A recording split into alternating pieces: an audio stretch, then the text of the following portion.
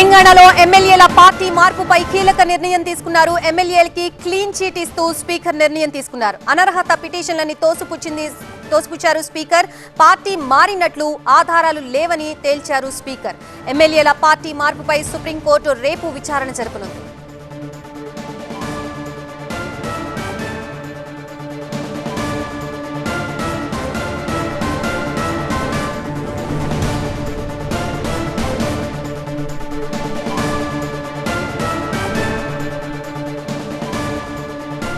ఇదే అంశానికి సంబంధించి మనకి పూర్తి అప్డేట్స్ ఇవ్వడానికి మా ప్రతినిధి అశోక్ సిద్ధంగా ఉన్నారు. అశోక్, మొత్తంగా ఎమ్మెల్యేలకు క్లీన్ చీట్ ఇస్తూ స్పీకర్ నిర్ణయం తీసుకున్నట్లుగా తెలుస్తోంది. పూర్తి డీటెయిల్స్ ఏంటి?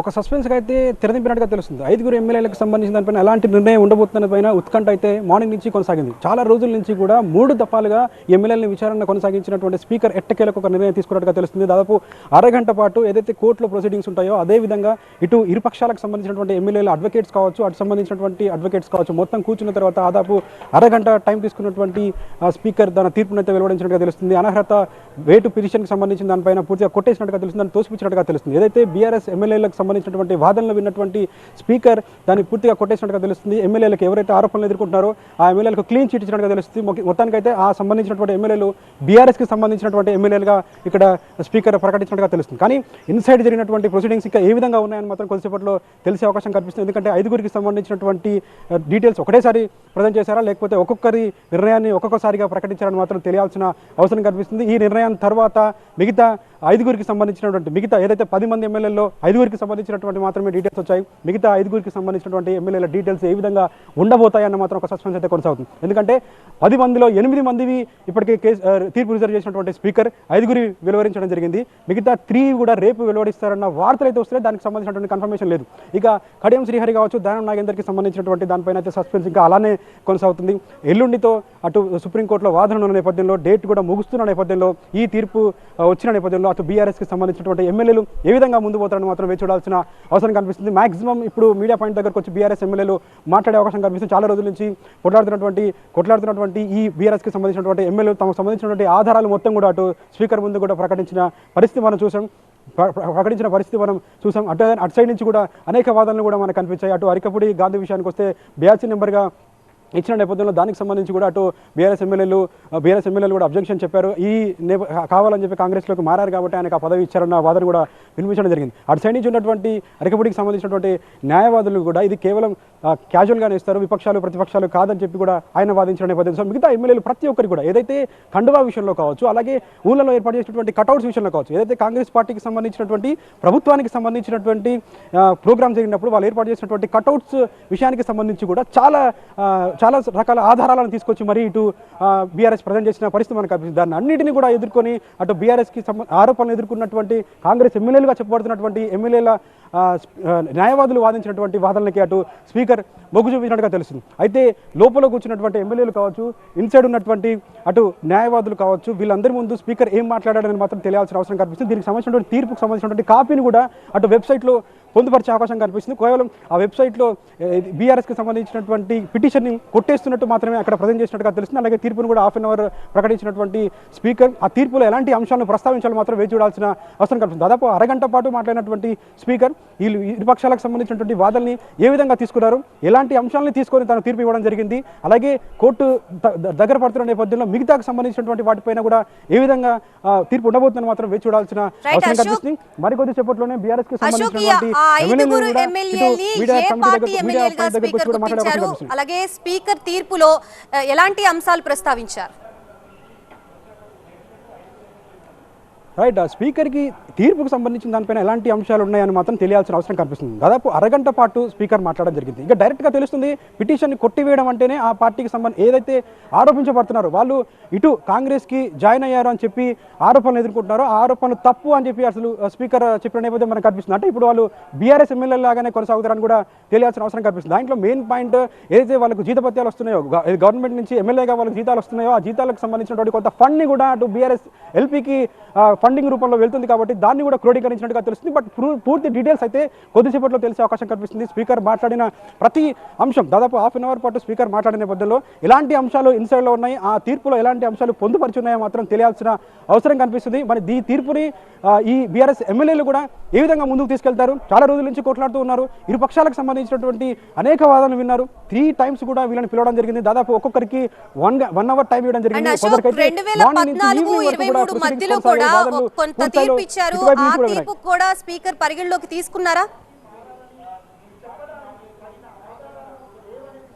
ఖచ్చితంగా అలాంటి వాటిని క్రోడీకరిస్తూనే దాన్ని కోట్ చేస్తూ దీన్ని కూడా తీసుకునే అవకాశం కనిపిస్తుంది. ఎందుకంటే కోర్టులో ఏదైనా కేసు వచ్చినప్పుడు దానికి సంబంధించి పాత కేసుని కూడా క్రోడీకరించి దాన్ని ఎగ్జాంపుల్గా తీసుకొని కూడా ఆన్సర్ ఇచ్చే అవకాశం ఉంటుంది. కాబట్టి ఈ దీంట్లో కూడా ఇలాంటి అంశాన్ని తీసుకున్నారని మాత్రం తెలియాల్సిన అవసరం ఉంది. బట్ ఇన్సైడ్ అందుతున్నటువంటి సమాచారం ఖచ్చితంగా దాన్ని క్రోడీకరిస్తూ దాన్ని కోట్ చేస్తూ కూడా ఈ స్పీకర్ రిజల్ట్ ఉన్నట్టుగా తెలుస్తుంది. ఇన్సైడ్ ఉన్నటువంటి ఏదైతే స్పీకర్ మాట్లాడాడో దాన్ని కొద్దిసేపట్లో వెబ్సైట్లో కూడా పెట్టే అవకాశం కనిపిస్తుంది. సో ఆ వెబ్సైట్లో పెట్టిన తర్వాత ఎలాంటి అంశాలు తీసుకొని దీన్ని ముందుకు తీసుకెళ్లారు, ఎలాంటి అంశాలతో ఇలా నిర్ణయం తీసుకోవాల్సి వచ్చింది, తీర్పు ఇలా ఇవ్వాల్సి వచ్చింది అనే అంశాన్ని కూడా అటు దాంట్లో పొందుపరిచిన అవకాశం కనిపిస్తుంది. మరి బీఆర్ఎస్ ఎమ్మెల్యేలు ఇంకా కూడా ఇన్సైడే ఉన్నారు. ఈ మిగతా కాంగ్రెస్ ఎమ్మెల్యేలుగా చెప్పబడుతూ ఆరోపణలు ఎదుర్కొన్నటువంటి ఎమ్మెల్యేలు కూడా ఇన్సైడే ఉన్నారు. సో వాళ్ళు కూడా ఇంకా స్పీకర్తో మాట్లాడుతున్నట్టుగా తెలుస్తుంది. స్పీకర్ కూడా ఇన్సైడే ఉన్నాడు. కేవలం పిటిషన్ కొట్టేసినట్టు మాత్రమే మనకు వార్తలు అందుతున్నాయి. బట్ ఆ పిటిషన్లో ఉన్నటువంటి ఏదైతే ఆన్సర్స్ కావచ్చు, ఎలాంటి సమాధానాలు కావచ్చు, వాళ్ళు ఇచ్చినటువంటి క్వశ్చన్స్కి ఎలాంగా నిర్ణయం తీసుకున్నారనే అంశాన్ని కూడా ఆ తీర్పు కాపీలో మెన్షన్ చేసిన అవకాశం కనిపిస్తుంది. ఆ తీర్పు కాపీ బయటకు వచ్చిన తర్వాతనే మనకు దీనికి సంబంధించినటువంటి డీటెయిల్స్ అయితే వచ్చే అవకాశం కనిపిస్తుంది. మనం మొదటి నుంచి చూస్తాం 2 ఆప్షన్స్ ఉన్నాయి. ఒకటి అనర్హత వేటు వేయడం, లేకపోతే కొట్టేయడం. సో ఒకవేళ అనర్హత వేటు వేస్తే ఎలా ఉంటుందనే దానిపైన కూడా సస్పెన్స్ కొనసాగింది. కానీ ఇప్పుడు అనర్హత వేటుకు సంబంధించిన దానిపైన ఆ కేసును కొట్టేసిన తర్వాత కూడా ఇప్పుడు ఏ విధంగా ఉండబోతుందో మాత్రం వేచి చూడాల్సిన అవసరం కనిపిస్తుంది. బీఆర్ఎస్ ఎమ్మెల్యేలు బయటకు వచ్చిన తర్వాత దీన్ని ఏ విధంగా ముందుకు తీసుకెళ్తారన్న ఒక సస్పెన్స్ అయితే మనకు కొనసాగుతుంది. ఎందుకంటే ఇప్పుడు ఇచ్చినటువంటి స్పీకర్ తీర్పు నేపథ్యంలో మరొకసారి హైకోర్టుకు కూడా వెళ్లే అవకాశం కనిపిస్తుంది. ఈ కోర్టుని వీళ్ళు స్పీకర్ ఇచ్చినటువంటి తీర్పుని సవాల్ చేస్తూ కూడా మరొకసారి ముందుకెళ్తారా అవకాశం ఉంది. బట్ వాళ్ళు మాట్లాడిన తర్వాత దీనికి సంబంధించినటువంటి పూర్తి డీటెయిల్స్ బయటకు వచ్చే అవకాశం కనిపిస్తుంది. కానీ మొత్తానికి అయితే ఇరుకు సంబంధించినటువంటి ఎమ్మెల్యేలు ఏదైతే వాదనలు వినిపించారో అవి చాలా బలమైన వాదనలుగా ఇదే అంశంపై బీఆర్ఎస్ వర్షన్ ఏంటో తెలుసుకుందాం. మా ప్రతినిధి ఎలెందర్ సిద్ధంగా ఉన్నారు. ఎలెందర్, స్పీకర్ తీర్పుతో ప్రస్తుతం బీఆర్ఎస్ వర్షన్ ఎలా ఉంది, నేతలు ఏమంటున్నారు, పూర్తి డీటెయిల్స్ ఏంటి? రైట్. ఏదైతే ఈ అనర్హత వేటు పార్టీ మారినటువంటి ఎమ్మెల్యేల అంశాలకు సంబంధించి అనర్హత వేటు వేయాలని చెప్పేసి 10 మంది ఎమ్మెల్యేల పైన పిటిషన్ వేశారో దీనికి సంబంధించి దీనిపైన వెంటనే వీలైనంత త్వరగా నిర్ణయం తీసుకోవాలని సుప్రీం కోర్టులో స్పీకర్కి సూచించిన నేపథ్యంలో దాంట్లో వేగం పెంచినటువంటి స్పీకర్ ఈరోజు దానికి సంబంధించినటువంటి తీర్పును అయితే వెలువడించారు. సో టెక్నికల్ అంశాలను ఆధారంగా చేసుకొని కంపల్సరీగా వీళ్ళ యొక్క పిటిషన్ని క్లీన్ చిట్ ఇచ్చారు. అంటే అనర్హత వేటును వేయలేము అని చెప్పి క్లీన్ చిట్ ఇచ్చారనేది బీఆర్ఎస్ భావిస్తుంది. దీనికి సంబంధించి పూర్తిగా అక్కడ ఎలాంటి వాదనలు జరిగాయనే అంశాలకు సంబంధించి బీఆర్ఎస్ నేతలు బయటికి వచ్చిన తర్వాత తెలిసే అవకాశం ఉంది. సో ప్రస్తుతానికైతే ముందు నుంచి కూడా వాళ్ళు దీనిపైన కొంత ముందస్తుగానే ప్రిపేర్ అవుతున్నటువంటి నేపథ్యంలో రెడ్ పిటిషన్ కూడా సుప్రీంకోర్టులో దాఖలు చేశారు. 19వ తారీఖున దీనికి సంబంధించినటువంటి వాదనలు కూడా జరిగే అవకాశం ఉంది. సో ఇటువైపు కోర్టుకు సంబంధించినటువంటి ప్రొసీడింగ్స్ జరుగుతున్నటువంటి నేపథ్యంలోనే వీళ్ళు న్యాయపరంగా కూడా మరోసారి కోర్టు మెట్లో ఎక్కే అవకాశం అయితే కనిపిస్తుంది. ఎందుకంటే ఏదైతే స్పీకర్ తీసుకున్నటువంటి నిర్ణయం ఏదైతే ఉందో దాన్ని జ్యుడిషియల్కి సంబంధించినటువంటి మరోసారి జ్యుడిషియల్కి సంబంధించినటువంటి దీనికి సంబంధించినటువంటి ఒక ఒపీనియన్ కింద కూడా మరోసారి కోర్టును ఆశ్రయించే అవకాశం ఉంది. దీనికి సంబంధించి ఇప్పటికే హైకోర్టు అండ్ సుప్రీంకోర్టులో కూడా దీనికి సంబంధించినటువంటి వాదనలు నడుస్తున్నటువంటి నేపథ్యంలో వాళ్ళు మరోసారి కోర్టును ఆశ్రయించే అవకాశం కూడా లేకపోలేదు. సో ప్రస్తుతానికైతే బీఆర్ఎస్ ఈ అంశాన్ని పూర్తి స్థాయిలో ప్రజల్లోకి తీసుకెళ్లాలి, దాంతోపాటుగా న్యాయపరమైనటువంటి పోరాటం చేయాలనే అంశాలకు సంబంధించి బలంగా నిర్ణయం అయితే తీసుకుంది. దీనికి సంబంధించి ఇప్పటికే 10 మంది పైన ఈ అనర్హత వేటు వేయాలని పిటిషన్ వేసిన నేపథ్యంలో 5గురికి సంబంధించినటువంటి మాత్రమే ఇప్పుడు తీర్పు వచ్చినటువంటి నేపథ్యంలో 5గురి పైన క్లీన్ చిట్ ఇచ్చినటువంటి నేపథ్యంలో మరో 5గురికి సంబంధించి తీర్పు ఎట్లా ఉండబోతుంది అనే అంశాలకు సంబంధించి కూడా వారు ఒకవైపు ఫైట్ చేస్తున్నటువంటి నేపథ్యంలో దీనికి సంబంధించి ఒక 3-4 విధానాలుగా వీళ్ళు ముందుకు వెళ్ళాలి, ప్రజల్లోకి వెళ్ళాలి. ఎప్పుడైతే అసెంబ్లీ సమావేశాలు నిర్వహిస్తారో ఆ సమావేశాలకు సంబంధించి అక్కడ వీరు అంటే ఎవరైతే ఇప్పుడు అనర్హత పార్టీ మారినటువంటి ఎమ్మెల్యేలు ఎవరైతే ఉన్నారో వాళ్ళపైన అనర్హత వేటు వేయాలి. సుప్రీం ఏదైతే స్పీకర్ తీసుకున్నటువంటి క్లీన్ చిట్ నిర్ణయం ఏదైతే ఉందో దానికి సంబంధించినటువంటి నిష్పక్షపాతంగా ఇవ్వాల్సినటువంటి తీర్పును ఎందుకు ఇట్లా టెక్నికల్ అంశాలను ప్రస్తావిస్తూ పక్కన పెట్టారో, వాళ్ళ క్లీన్ చిట్ ఎందుకు ఇచ్చారో అనే అంశాలకు సంబంధించి అసెంబ్లీ వేదికగా ప్రశ్నించాలి. ఏదైతే ఎమ్మెల్యేలు పార్టీ మారిన ఎమ్మెల్యేలు మాట్లాడుతున్న సమయంలో వారిని అడ్డుకోవాలన్న అంశాలకు సంబంధించి కూడా ప్రజల్లోకి ఈ విషయం బలంగా తీసుకెళ్లాలన్న అంశాలకు సంబంధించి కూడా బీఆర్ఎస్ ఆదేశ కూడా పోరాటం చేసే అవకాశం లేకపోలేదు. దాంతో పాటుగా గవర్నర్, రాష్ట్రపతికి సంబంధించి కూడా వీళ్ళపైన అనర్హత వేటు వేయాలని చెప్పి మరోసారి లేఖలు ఇచ్చి ఆ విషయాన్ని ప్రజల్లోకి కూడా తీసుకెళ్లేందుకు కూడా బీఆర్ఎస్ ఆ దిశగా అడుగు వేయాలని కూడా భావిస్తున్నటువంటి పరిస్థితి. సో దానం నాగేందర్, కడియం శ్రీహరి అంశంపై ఎలాంటి తీర్పు వచ్చే అవకాశం ఉందని బీఆర్ఎస్ భావిస్తోంది? రైట్, ఎందుకంటే ముఖ్యంగా 10 మంది ఎమ్మెల్యేలకు సంబంధించి 8 ఎమ్మెల్యేలకు సంబంధించి కూడా కొంతవరకు ఈ అంశాల క్లీన్ చిట్ వచ్చే అవకాశం ఉన్నప్పటికీ కూడా వీళ్ళిద్దరు అంశాలకు, దానం నాగేంద్ర అండ్ కడియం శ్రీధర్ అంశాలకు సంబంధించి కూడా వాళ్ళు పూర్తిగా కండువా కప్పుకోవడంతో పాటుగా పార్టీకి సంబంధించి అంటే ఎమ్మెల్యే ఎలక్షన్స్ అయిపోయిన వెంటనే వీళ్ళు ఎమ్మెల్యేలుగా అక్కడికి మారి కాంగ్రెస్ పార్టీలో చేరిన తర్వాత దానం నాగేంద్ర అయితే ఎంపీ స్థానానికి పోటీ చేయడం, అదేవిధంగా కడియం శ్రీహరి తన కూతుర్ని కాంగ్రెస్ పార్టీ నుంచి పోటీ చేయించడం, ఎంపీగా ఇప్పుడు ఆమె వరంగల్ ఎంపీగా ఉన్నటువంటి నేపథ్యంలో పూర్తి స్థాయిలో వాళ్ళపై క్లీన్ చిట్ వచ్చే అవకాశం లేకపోలేదు. సో తప్పకుండా వాళ్ళ ఫిరాయింపులకు సంబంధించి వేటు వేయాల్సిందే అంశాలకు సంబంధించి కూడా వీళ్ళు బలంగా పోరాడుతున్నారు. సో ఆ దిశగా వీళ్ళు పోరాటానికి సంబంధించి ఆ విజయంగానే వాళ్ళ పైన వేటు పడే అవకాశం కూడా లేకపోలేదు అనేది బీఆర్ఎస్ భావిస్తుంది. సో వీళ్ళిద్దరే కాదు, మిగతా 8కి సంబంధించి కూడా అందరిపైన వేటు పడాలి, తప్పకుండా వాళ్ళు రాజీనామా చేసి మళ్ళీ ఎలక్షన్లకు వెళ్ళే విధంగా కూడా మేము ఆ దిశగా ఆలోచన చేస్తున్నాము, ఆ దిశగా ప్లాన్ చేస్తున్నాం అనేది బీఆర్ఎస్ ముందు నుంచి చెప్తుంది. సో ఉప ఎన్నికలకు సిద్ధంగా ఉండాలనేది బీఆర్ఎస్ ఎప్పటికప్పుడు క్యాడర్ని కావచ్చు, ప్రజల్ని కావచ్చు ఉద్దేశించి మాట్లాడుతూనే ఉంది. సో ఈ 10 స్థానాలకు సంబంధించి ఏదైతే వేటు వేయాలి, అనర్హత వేటు వేయాలనేది ఎప్పటికప్పుడు చెప్తున్నటువంటి నేపథ్యంలో ప్రస్తుతానికైతే ఈ 5 ఎమ్మెల్యేలకు సంబంధించి క్లీన్ చిట్ ఇచ్చినటువంటి నేపథ్యంలో న్యాయ పోరాటంతో పాటుగా ప్రజల్లోకి వెళ్ళడం, అదేవిధంగా రాష్ట్రపతి గవర్నర్ని కలవడంతో పాటుగా ఈ అసెంబ్లీలో వీళ్ళ స్పీచ్లను కావచ్చు, వీళ్ళ విధానాలకు సంబంధించినటువంటి అడ్డుకోవడంతో పాటుగా బహిరంగంగా వీళ్ళకి సంబంధించి వీళ్ళు ఎక్కడైనా బహిరంగంగా మీడియా ముఖంగా కావచ్చు, లేకపోతే బయట ఏదైనా సమావేశాల సందర్భంగా కావచ్చు, ఈ పార్టీ మారినటువంటి ఎమ్మెల్యేలు అందరిపైన కూడా మీరు పార్టీ మారినటువంటి ఎమ్మెల్యేలు తప్పకుండా మీరు రాజీనామా చేసి ప్రజల్లోకి వచ్చి మాట్లాడాలి, లేదనుకుంటే బయటకు వచ్చి మాట్లాడాలనుకుంటే మాత్రం తప్పకుండా రాజీనామా చేసిన తర్వాతనే మీరు ప్రజలను ఉద్దేశించి కావచ్చు, పార్టీకి సంబంధించినటువంటి ఉద్దేశించి మాట్లాడాల్సిన అవసరం ఉంటుంది అనేది బహిరంగ సవాల్ విసురుతూ వాళ్ళకి రెచ్చగొట్టే విధంగా కూడా ఒక రకమైనటువంటి ఆ దిశగా రెచ్చగొట్టే విధంగా కూడా వాళ్ళు ఈ బీఆర్ఎస్ నుంచి ఒక ప్లాన్స్ ఉండే అవకాశం కూడా లేకపోలేదు. సో పూర్తిగా ఇవన్నీ అంశాలను క్రోడీకరించుకొని బీఆర్ఎస్ వాళ్ళపైన ఎట్టి పరిస్థితుల్లో వేటు వేయాలి, ఆ 10 స్థానాల్లో తప్పకుండా ఉప ఎన్నిక రావాలనే అంశాలకు సంబంధించి కూడా ఎప్పటి నుంచో పోరాటం చేస్తున్నటువంటి నేపథ్యంలో ఆ దిశగా బీఆర్ఎస్ ప్లానింగ్ ఉండే అవకాశం మన ప్రతినిధి అశోక్ దగ్గరికి వెళ్దాం. అశోక్, దానం నాగేందర్, కడియం శ్రీహరి అంశంపై ఎలాంటి తీర్పు వచ్చే అవకాశం ఉందని భావిస్తూ ఉన్నారు? రైట్, ఈ 10 మంది ఎమ్మెల్యేలలో 8 మందికి సంబంధించినటువంటి తీర్పు అయితే మనం ఎక్స్పెక్ట్ చేసిందని చెప్పాలి. ఎందుకంటే వీళ్ళు డైరెక్ట్గా వచ్చి కలవడం కావచ్చు, వాళ్ళకి సంబంధించినటువంటి వివరాలను ఇవ్వడం కావచ్చు, అటున్నటువంటి ఏవైతే ఆరోపణలు చేశారో ఎమ్మెల్యేలకు సంబంధించినటువంటి అడ్వకేట్లతో చాలా గట్టిగా వాదనలు వినిపించారు, దానికి సంబంధించిన రిజల్ట్ వచ్చింది. బట్ ఈ 2 ఎమ్మెల్యేలకు సంబంధించినటువంటి దానిపైన మాత్రం ఒక సస్పెన్స్ కొనసాగుతుంది. ఎందుకంటే దానం నాగేందర్ విషయానికి వస్తే ఆయన డైరెక్ట్గా సికింద్రాబాద్లో పోటీ చేయడం జరిగింది, ఎంపీగా ఈ కాంగ్రెస్ గుర్తుతో పోటీ చేయడం జరిగింది. అలాగే కడియం శ్రీహరి విషయానికి వస్తే ఆయన కూతురు విషయంలో కూడా ఆయన డైరెక్ట్గా అనేక సభల్లో, కాంగ్రెస్ సభల్లో పార్టిసిపేట్ చేయడం జరిగింది. సో ఇవన్నీ కూడా ఆధారాలు గట్టిగా ఉన్న నేపథ్యంలో వాళ్ళు ఇంతవరకు వచ్చి స్పీకర్ని కలవలేదు, వాళ్ళకి సంబంధించినటువంటి వాదనలు ఎక్కడ కూడా వినిపించలేదు.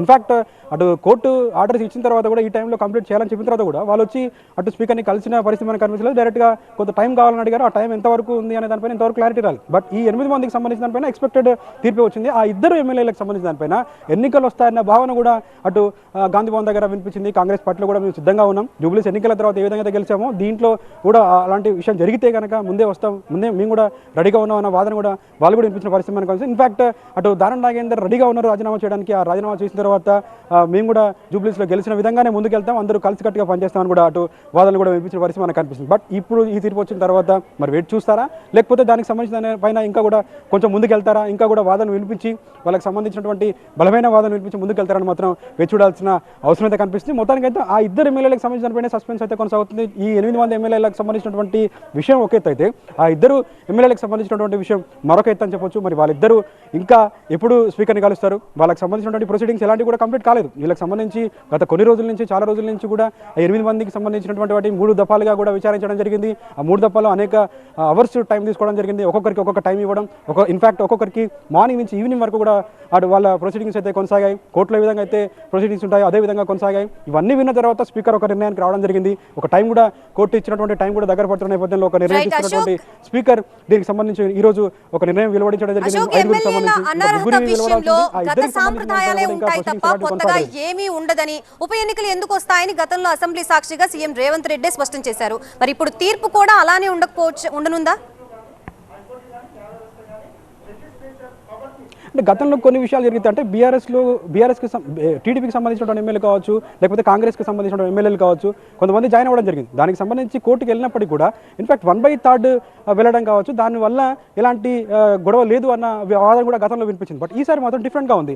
అయితే ఈ 8 మందికి సంబంధించినటువంటి తీర్పు విషయానికి వస్తే కేవలం అటు సీఎం చెప్పిన విధంగానే ఉంది. ఎలాంటి ఎన్నికలు రావు అన్న విధానం ఏదైతే స్పీకర్ డైరెక్ట్గా అసెంబ్లీలో చెప్పారో అదే దాన్ని కొనసాగింపుగా ఈ జడ్జిమెంట్ కూడా మనకు కనిపిస్తుంది. కానీ ఏదైతే 2 ఎమ్మెల్యేలు ఉన్నారు, గతంలో ఎవరు కూడా పార్టీ మారిన తర్వాత పోటీ చేసిన పరిస్థితి మనకు కనిపిస్తలేదు. దానం నాగేందర్ విషయంలో మాత్రం అది డైరెక్ట్గా కనిపిస్తుంది. సో దానం నాగేందర్ విషయంలో మరి స్పీకర్ ఏ విధంగా ఉంటుంది? గతంలో ఇలాంటి సంఘటనలు ఎప్పుడు జరగలేదు కాబట్టి దాన్ని తీసుకున్నటువంటి స్పీకర్ దానిపైన తీసుకున్నటువంటి కేసు విషయంలో ఎలాంటి డెసిషన్స్ ఉండిపోతాయో మాత్రం వేచి చూడాల్సిన అవసరం మనకు కనిపిస్తుంది. బీఆర్ఎస్కి సంబంధించినటువంటి ఎమ్మెల్యేలు ఇప్పుడు మీడియా పాయింట్కి చేరుకునే అవకాశం మనకు కనిపిస్తుంది. మీడియా పాయింట్ చేరుకున్న తర్వాత వాళ్ళు ఏం మాట్లాడతారని మాత్రం వేచి చూడాల్సిన అవసరం కనిపిస్తుంది. ఒకరొకరుగా లోపల నుంచి బయటకు వస్తున్న పరిస్థితి మనకు బయటకు వస్తున్నటువంటి సిచ్యువేషన్స్ అయితే మనం చూస్తున్నాం. వాళ్ళు మీడియా పాయింట్ లో తీర్పుని ఏ విధంగా స్వాగతిస్తారు, విద్యాసాగర్ తీసుకుందాం. విద్యాసాగర్, ఎమ్మెల్యే ఫిరాయింపుల అంశంలో స్పీకర్ తీర్పుని అసలు బీజేపీ ఏ విధంగా చూస్తోంది?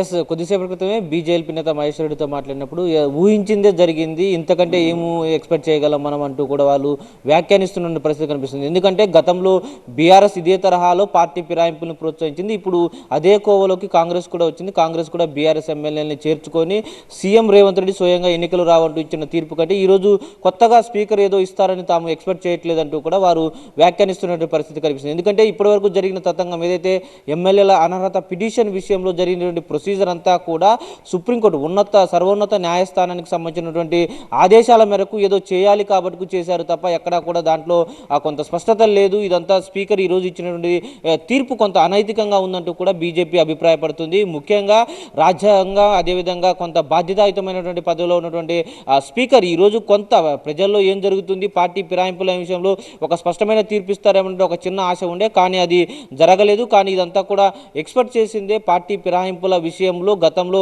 బీఆర్ఎస్ ఇదే తరహాలో వ్యవహరించింది. ఇప్పుడు కాంగ్రెస్ కూడా పార్టీ ఫిరాయింపుల్ని ప్రోత్సహిస్తుందన్నది స్పష్టంగా అర్థమవుతుందన్నది వారి ఉద్దేశం. అయితే ఇక్కడ టెక్నికల్గా 8 మంది ఎమ్మెల్యేలకు సంబంధించి టెక్నికల్గా వారు పార్టీ మారారు అనడానికి స్ట్రాంగ్ ఎవిడెన్స్ లేదు కాబట్టి వారి తంతును పూర్తి చేసి మిగతా ఎవరైతే టెక్నికల్ ఎవిడెన్స్ ఉందో వారిని మాత్రం కావాలని పక్కన పెట్టారు. వారికి నోటీసులు ఇచ్చినా కూడా వాళ్ళు రెస్పాండ్ కాకపోవడం, దానికి సంబంధించి కాలయాపన చేయడం అంతా చూస్తే కూడా ఇక్కడ కాంగ్రెస్ ఉద్దేశపూర్వకంగానే దీనంతా కూడా పక్కన పెడుతుందన్నది బీజేపీ యొక్క వాదన. ముఖ్యంగా ఇక్కడ బీజేపీకి సంబంధించినటువంటి కేంద్ర మంత్రి కిషన్ రెడ్డి మీద ఎంపీగా పోటీ చేసినటువంటి దానం నాగేంద్ర విషయంలో ఇక్కడ బీజేపీ కూడా స్పీకర్కు ఫిర్యాదు చేయడంతో పాటు ఇటు లీగల్గా కూడా కోర్టులో ఫైట్ చేస్తుంది. కాబట్టి ఇక్కడ ఎవరైతే టెక్నికల్గా పార్టీ మారారనే స్పష్టమైన ఆధారాలు ఉన్నాయో వారి విషయంలో ఎందుకు స్పీకర్ నెగ్లెక్ట్ చేస్తున్నారు, ఇంకా లేట్ చేస్తున్నారు అన్న దాని మీద తాము ఇంకా గట్టిగా పోరాడతాము. డెఫినెట్గా ప్రజల్లో కాంగ్రెస్ వ్యవహార శైలిని అంతా కూడా పరిశీలిస్తున్నారు.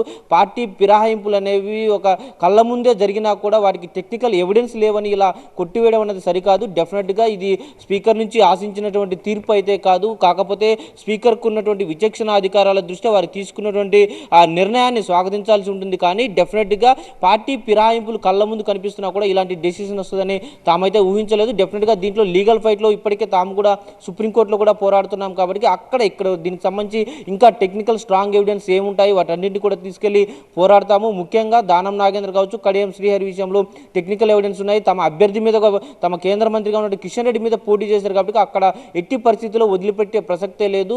సీఎం రేవంత్ రెడ్డి గతంలో ఎన్నికలు ఎందుకు వస్తాయని మాట్లాడిన తర్వాత దాన్ని ఇప్పుడు ఎంటర్టైన్ చేసేలాగా దాన్ని ఎండార్స్ చేసే విధంగానే స్పీకర్ తీర్పు ఉందంటే మనం ఈ తీర్పు ఎప్పుడో నిర్ణయమైందని కూడా అర్థం చేసుకోవచ్చు అంటూ కూడా బీజేపీ నేతలు వ్యాఖ్యానిస్తున్నారు. అయితే ఇప్పుడు స్పీకర్ తీసుకున్నటువంటి నిర్ణయం అయితే ఉందో ఎమ్మెల్యేల అనర్హత పిటిషన్ను డిస్మిస్ చేస్తూ ఇచ్చినటువంటి తీర్పుకు సంబంధించి పూర్తి కాపీ వచ్చాక తాము కూడా తమ లీగల్ సెల్తో దాంతో సంప్రదించిన తర్వాత బీజేపీ కూడా ఫర్దర్గా ఇంకా ఎలాంటి విషయాల్లో వీటి మీద స్ట్రాంగ్ ఫైట్ చేయాల్సి ఉంది. మిగతా ఎమ్మెల్యేలకు సంబంధించి పెండింగ్లో ఉన్నటువంటి అంశాలు ఎప్పుడు నిర్ణయం తీసుకుంటారు, వాటికి ఇంకా ఎంతకాలం పొడిగిస్తారు, వీటి మీద కూడా తమ తరపునటువంటి న్యాయవాదులు కూడా వాదించి రేపు సుప్రీంకోర్టులో కూడా తమ తరపున వాదనలు ఉంటాయంటూ కూడా బీజేపీ నేతలు చెప్తున్నారు. Right, thank you Vidyasagar.